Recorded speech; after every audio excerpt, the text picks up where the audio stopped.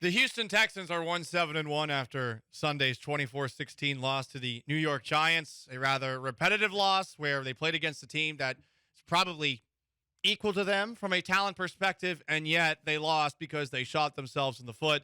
Dameon Pierce fumbling inside the 10-yard line, Davis Mills throwing an interception in the end zone, and you're wondering where they're progressing. Q has a thought on Lovie Smith at 713-780-3776. 713-780-ESPN, the HRP listener line. What's going on, Q?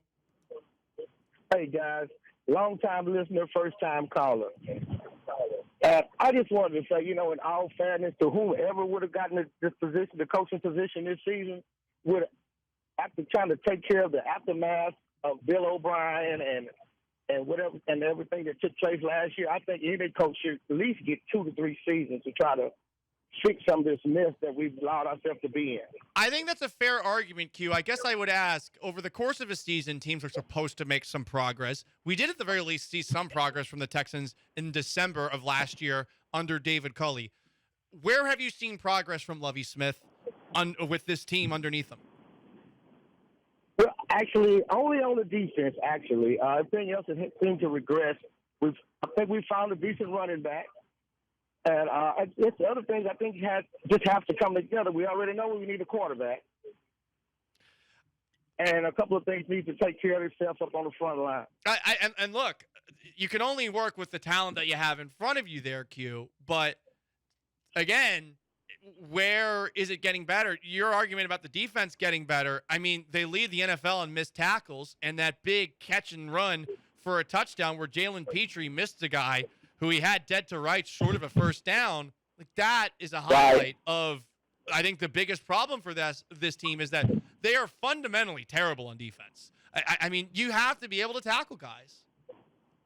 I agree with that totally. And like I said, I don't care who you put in that position. You got to give them at least 2 to 3 seasons to try to fix this thing. I'm with you to an extent, Q, but you gotta show me something in the first season to make me feel like the second and the third years are going to be different. Otherwise, you're just giving them 2 to 3 years for the sake of giving them 2 to 3 years. No, yeah. Well, I don't agree with that either because I wouldn't do that if I didn't see any progress as well. Okay. Well, appreciate the phone call, Q. I mean, that's where we're at with Lovie. I don't think he has a lot of job security right now. I don't think Pep Hamilton has any job security right now as offensive coordinator of this team. And look, there are lots of things that you can point at on this team as to why they are stinking the way that they are stinking. But collectively, it is the same thing every single week. And the young players on this team are not making massive leaps forward. Dameon Pierce has had a good season. He hasn't fumbled in a while, but that fumble is a part of a early season problem. Davis Mills has not progressed at all. I get it. At the end of the game, like there were some nice catch and runs by Jordan Akins, but he's not progressing. Kenyon Green is not getting better as a pass protector.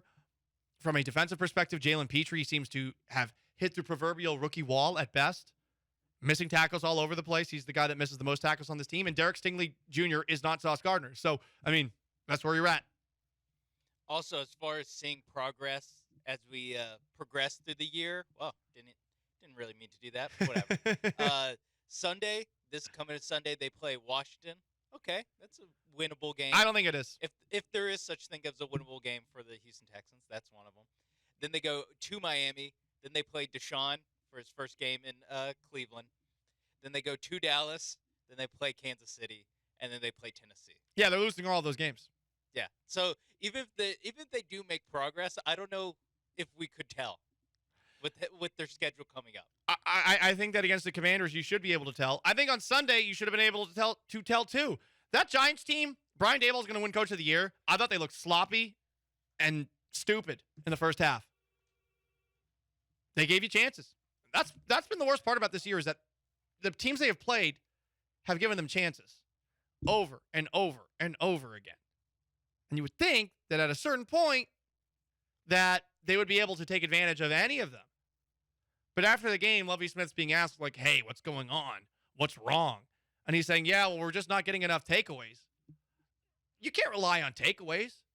Takeaways do happen as a byproduct of good defense, but that's the big issue? I think the big issue is the team just doesn't learn from its mistakes. It just keeps on making them over and over again. And while there are definitely some things to look at and say, well, at least you got this going forward. I thought Christian Harris was thumping people. So at the very least, you have somebody at the linebacker position with a pulse. But after that, Juan is in Cyprus at 713-780-3776. He wants to talk about Davis Mills. What's going on, Juan? Hey, I love all the shows on this station, especially yours. But can we put a stop to all the Mills hate? Josh Allen had 3 years, and he wasn't very good first couple of years. But people want to forget the last 9 games of Mills with Tim Kelly led 20 yards and over, and red zone efficiency last 9 games over all quarterbacks with Tim Kelly. And all of a sudden, he regresses because of Pep and Dusty's handcuffing the quarterbacks. Lovie Smith. And it's not all on Mills. They got to develop the damn quarterback. I love how Dusty Baker just took a little bit of a drive-by there. Well, Juan, and I know you did it accidentally. Juan, the follow-up question that I have is the same one that I have about Lovie Smith. Okay, yes, Josh Allen happened, but we're talking about in Josh Allen an incredible raw talent, a guy who's big, who's strong, and I guess we lost Juan there, who has a cannon for an arm. What one trait does Davis Mills have that makes you think that any of those things are possible down the road with him? Being patient for the sake of being patient is not how you win in this league. It is cutthroat. You need to make evaluations of players quickly, and if they aren't good enough, you move on. Not for long. That's what the NFL stands for. To expect Davis Mills to be better years from now because Josh Allen is better, no offense, dumb. Josh Allen is like ridiculous raw athlete. If Davis Mills at the very least had a modicum of athleticism, take a look at Justin Fields. Justin Fields has been playing a lot better over the last couple of weeks because the Bears are saying, okay, screw it. We're just going to let him run the football. That is something that Fields will have in his back pocket forever. So some random person like tagged me in a comment from earlier this year, like saying like, oh, you don't understand. Like Davis Mills, you don't even know what that means. Davis Mills has this in his back pocket. Davis Mills has nothing. Like Davis Mills has nothing to go back to when all else fails. So like, what's the point? He is a pocket passer in 2022. You are useless behind a bad offensive line. You are useless behind a below average offensive line. Like you got to have something. And he doesn't. 2 to 3 years from now, we're going to see something different. Why? Just tell me why. Oh, well, patience. It's like, listen, we're not fermenting alcohol here, okay? We don't have a bunch of oak barrels in a garage that we are trying to turn into red wine 7 years from now. No. What we have is a quarterback who claps a lot. Like, that's all he's good at. Yeah, hey. He's a good Pretty clapper. Good claps, though. Hey, backup quarterback material. Claps on the sideline. I am ready for the 9-year Davis Mills backup QB. The vintage? Oh, yeah. Career. Yeah. Because he has backup QB written all over. Look, I don't want to bully Mills here. I feel bad for him. It's a tough spot to be in. He's a backup quarterback at best.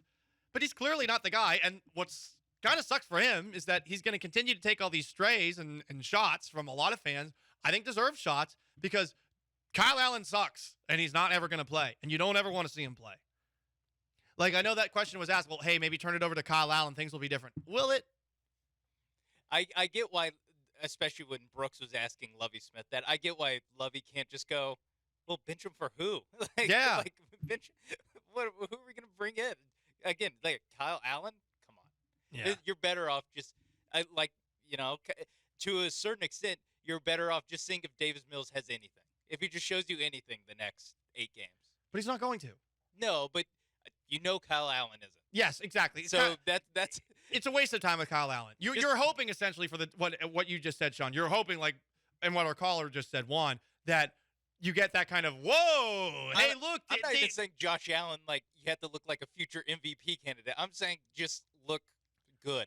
Like have something where you're like, oh. Wow, he really put it together for 2 games. Just remember that sometimes at the end of the season, you will see teams play a little bit better, and generally it has to do with the fact that they're going up against teams that also are starting to look ahead at prices for tickets for the offseason. And the problem, as you just laid out the schedule, Sean, is that the Texans are not playing many teams like that down the stretch. It is probably going to get worse. Like the Commanders, this is probably the last game where you can look at on the schedule and say, okay, well, like they should compete. But for the most part, the rest of the way, they're going to get absolutely murdered. best case scenario.